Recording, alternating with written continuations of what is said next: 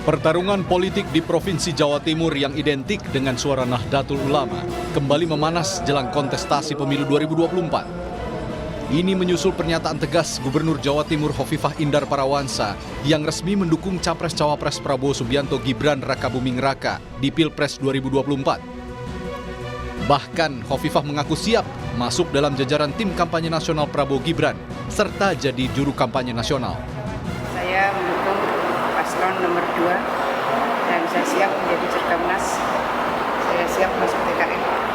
Apa yang menjadi regulasi saya akan mengikuti. Jadi kalau kita turun Pak Wagub ini kan cuti. Nah, saya juga akan mengikuti sesuai dengan SOP yang ada. Itu kawan-kawan. Pernyataan Hovifah itu langsung direspons Cawapres nomor urut 2 yang juga Ketua Umum PKB, Muhaimin Iskandar. Muhaimin tetap optimistis akan memenangkan suara di Jawa Timur meskipun Hovifah tak dukung Amin di Jawa Timur. Saat mendapatkan dukungan mantan Wapres Yusuf Kala di Surabaya, Jawa Timur kemarin, Muhaimin menyebut Hovifah dan PKB memang selalu tidak sejalan sejak pemilu 2019. Bahkan pemilu 2019 kan di Jawa Timur beda Hovifah sama PKB. Jadi bukan hal baru. PKB kan dukung yang lain dalam hal pilgub. Tapi Hovifah juga tidak mendukung PKB di 2019. Artinya nggak pengaruh apa-apa. Optimis menang berarti di Jatim, Gus. Optimis PKB tetap unggul, suaranya terbanyak di Jawa Timur. Amin, amin. Dan itu daya tahannya kuat, sehingga tidak ada urusannya. Itu hak demokrasi masing-masing. Capres nomor urut 3 Ganjar Pranowo sebelumnya tak mau kalah. Ganjar mengklaim sosok cawapresnya Mahfud MD merupakan tokoh Jawa Timur yang akan membantu mendongkrak suara Ganjar Mahfud di Pilpres.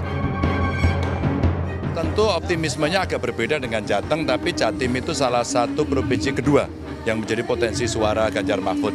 Dan Pak Mahfud kan dari sana. Maka rasanya Pak Mahfud akan lebih banyak nanti berkeliling di Jawa Timur. Dan saya hakul yakin karena ketokohan Pak Mahfud, performance Pak Mahfud, relasi Pak Mahfud dengan Jawa Timur sangat kuat sekali. Ya.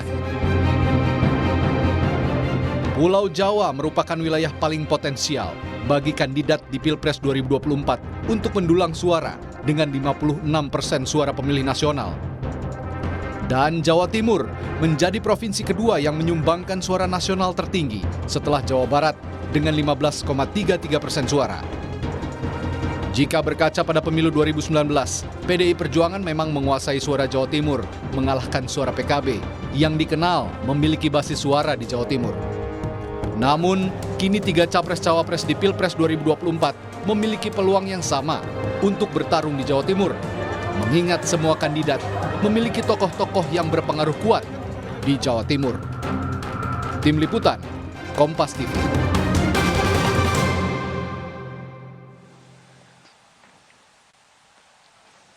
Bagaimana jadinya pertarungan politik di Jawa Timur, utamanya di kontestasi Pilpres 2024 usai Gubernur Jawa Timur Hovifah Indar Parawansa ini menyatakan dukungannya sebagai bagian dari tim kampanye Prabowo Gibran. Kita akan bahas bersama dengan analis komunikasi politik Universitas Erlangga, Pak Suko Widodo. Selamat sore, Pak Suko. Setelah melihat atau setelah adanya pernyataan dari seorang Hovifah Indar Parawansa, Gubernur Jawa Timur dan juga bagian dari NU, bagaimana Anda melihat peta politik Pilpres setelah ada pernyataan dari Hovifah?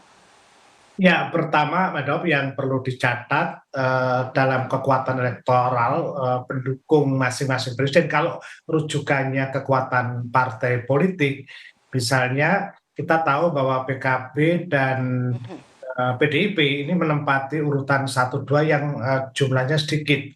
Tapi kelompok 2 yang didukung oleh Partai Gerindra dan Golkar kalau digabung juga relatif sama ketiganya. Artinya jika kita dukungan elektoral berdasarkan pilihan legislatif, sebetulnya kekuatannya relatif sama.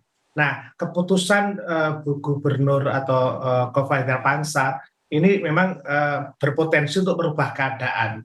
Tetapi memang hadirnya Bu Khofifah itu kan baru hari ini, baru kemarin yang menyatakan yang dimana kalau kita hitungannya pada komunikasi politik itu berjalan sesuai jadwal debat itu yang ketiga, keempat baru masuk gitu loh, tidak masuk dari awal. Di awal saya kira masing-masing sudah punya reinforcement dan dukungan masing-masing. Nah ini yang saya kira akan kita lihat seberapa dampaknya. Satu catatan yang menjadi penting bahwa Bu Khofifah ketua Muslimat ini saya kira pasti akan merubah situasi kekuatan yang ada yang selama ini sudah mapan dalam fungsi yang sama tadi yang saya sebut tadi. Seberapa besar perubahannya dan seberapa besar efeknya kepada peta politik untuk Pilpres nanti, Pak Suko?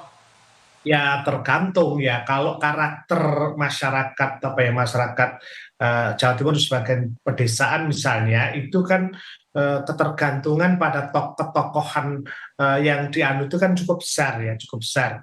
Berbeda masyarakat kota yang mungkin bergantung pada kekuatan digital, wacana di virtual gitu loh. Nah maka tergantung dari seberapa kuat kerja dari mereka yang ada di lapangan. Kita tahu bahwa Caimin dengan PKB-nya cukup solid di lapangan.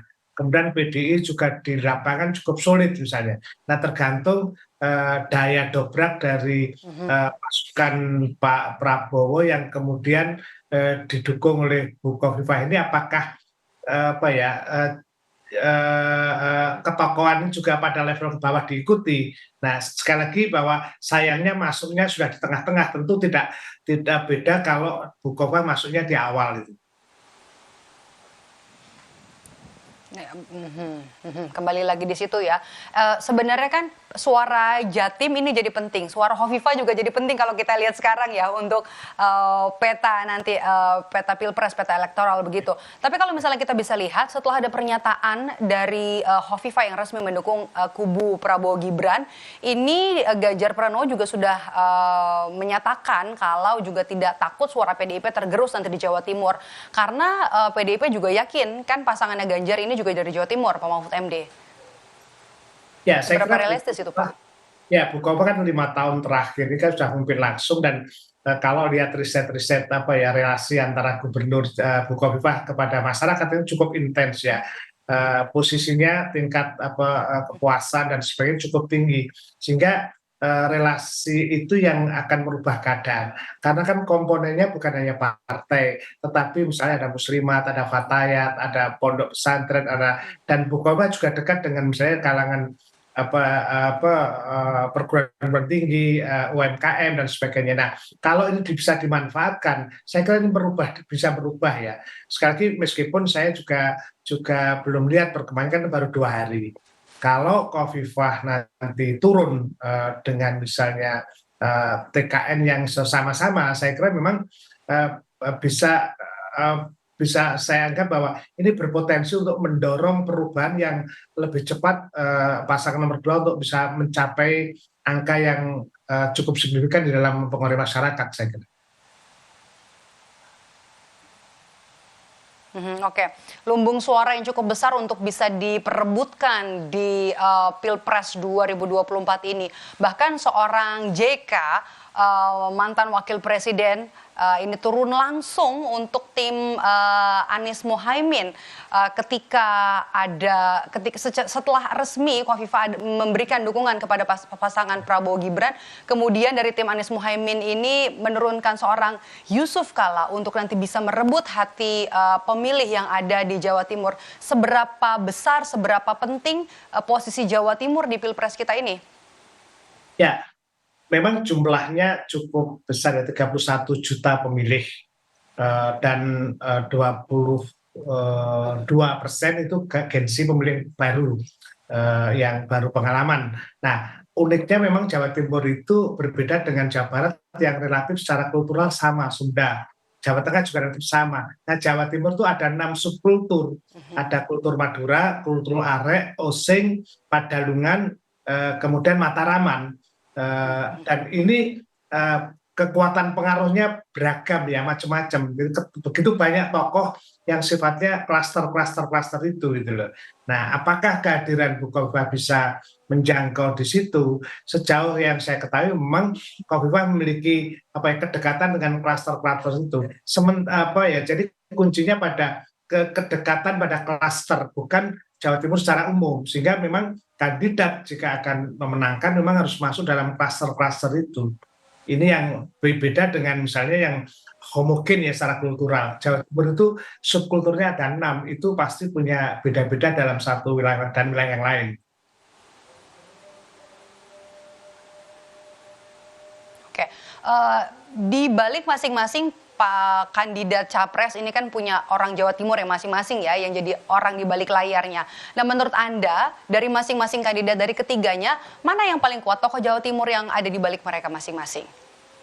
Ya, kalau misalnya ngelihatnya, karena saya ini sama dengan komunikolog bersama Pak Effendi Ghazali dan kawan itu kan membuat buat riset yang kualitatif ya.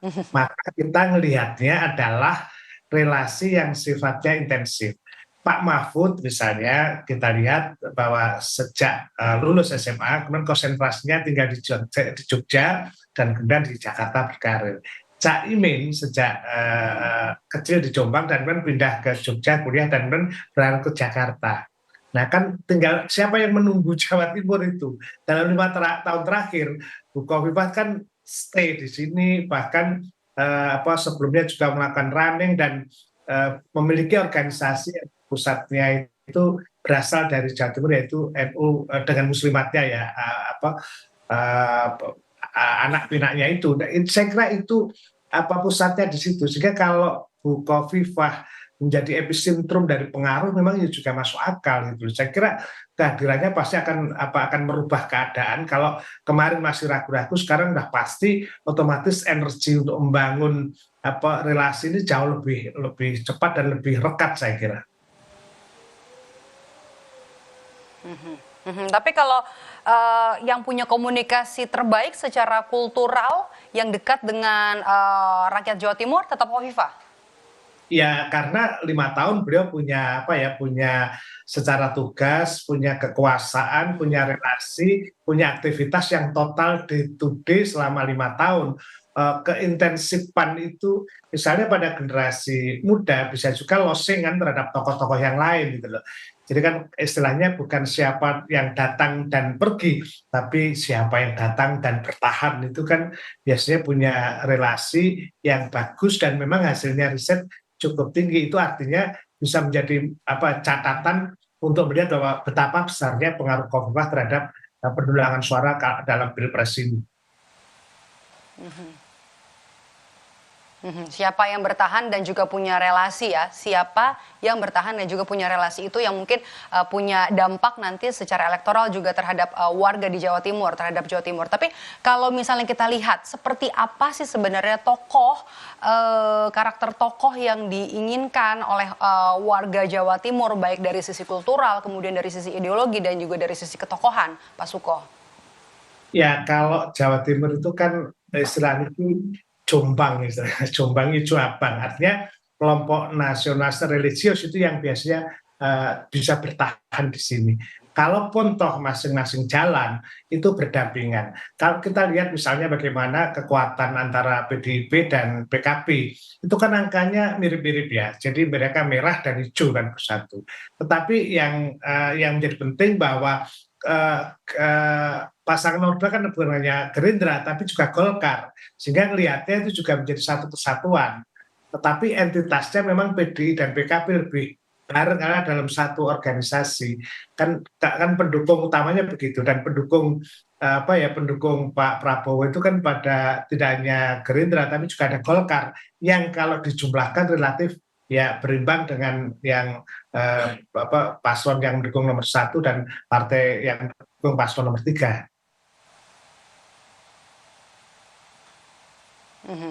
Oke, sebenarnya apa yang harus disiapkan sekarang Pak Suko melihat ya secara realistis begitu apa yang sudah terjadi setelah resmi ada dukungan dari seorang Hovifah Indar Parawansa Ketua Muslimat NU dan juga merupakan gubernur aktif gubernur dari Jawa Timur yang punya kedekatan dengan rakyat Jawa Timur. Apa yang harus dipersiapkan kandidat lain setelah ada pernyataan dari Hovifah Indar Parawansa ini? Riset yang kami lakukan di Universitas Erlangga itu bertahun-tahun memang relatif angkanya tidak jauh berubah antara 62% sampai 65%. Di Pusat Kajian Komunikasi saya neliti itu hampir 62 sampai 65% responden itu menghendaki bertemu dengan kandidat. Itu kunci pertama. Artinya relationship itu sangat menentukan daripada konten visi misinya gitu loh. Tradisi masyarakat misalnya silaturahmi seperti itu yang harus dikembangkan. Nah, misalnya kemarin Pak Ganjar dengan strategi yang Pak Mahfud dengan rebukan muncul itu menarik. Tapi apakah dalam jangka yang cukup pendek ini bisa memenuhi setiap pertemuan-pertemuan itu? Yang kedua adalah strategi dengan pendekatan kultural di mana pemuliaan pada tokoh ulama itu menjadi penting. Itu saya kira juga menjadi kunci. Jadi dua hal itu saya kira yang menentukan pengaruh terhadap elektabilitas yang akan menentukan di depan. Oke, kalau untuk ketokohan di Jawa Timur sebenarnya Pak Suko seberapa besar pengaruhnya ketokohan ini bagi warga Jawa Timur? Iya. Memang agak menurun ketika kemudian dalam 2 tahun terakhir ketika digitalisasi berkembang itu kan luar biasa ya. Kalau dulu misalnya satu tokoh bisa berpengaruh pada 30 orang, mungkin sekarang satu tokoh hanya 20 orang. Satu. Yang kedua adalah tipologi ketokohan. Misalnya di kalangan tapal kuda daerah timur itu posisi ulama sangat menentukan. Tapi di budaya arek yang sudah industri itu tokoh industri kapital itu menentukan. Tapi di kultur Mataram itu yang dia berasal dari kultur Pangreh Projo, Pamong itu para birokrat yang menentukan. Indikasi itu bisa kita lihat bagaimana bupati-bupati yang menjadi di kawasan barat itu adalah para birokrat. Jadi tipologi satu daerah. Karena itu tidak bisa pendekatannya bisa satu pola, harus dengan masing-masing klaster tuh melihatnya itu. Jadi tokoh yang menentukan adalah tokoh lokal di mana kultur itu meyakini karakter-karakternya. Oke, tokoh lokal yang mewakili karakternya dan juga kita akan lihat nanti seberapa panas nanti perebutan suara di Jawa Timur, apa strategi nanti yang digunakan dua kandidat lainnya Ganjar Pranowo dan juga Mahfud MD serta dari pasangan Anies Imin yang dua-duanya juga memang punya 2 orang ya tokoh yang dari Jawa Timur setelah adanya pernyataan resmi dari Hovifah Indar Parawansa yang menyatakan dukungannya kepada pasangan Prabowo Gibran. Terima kasih sudah bergabung bersama kami. Pak Suko Widodo sudah bergabung bersama kami di Rumah Pemilu sore hari ini dan sehat selalu Pak Suko. Salam.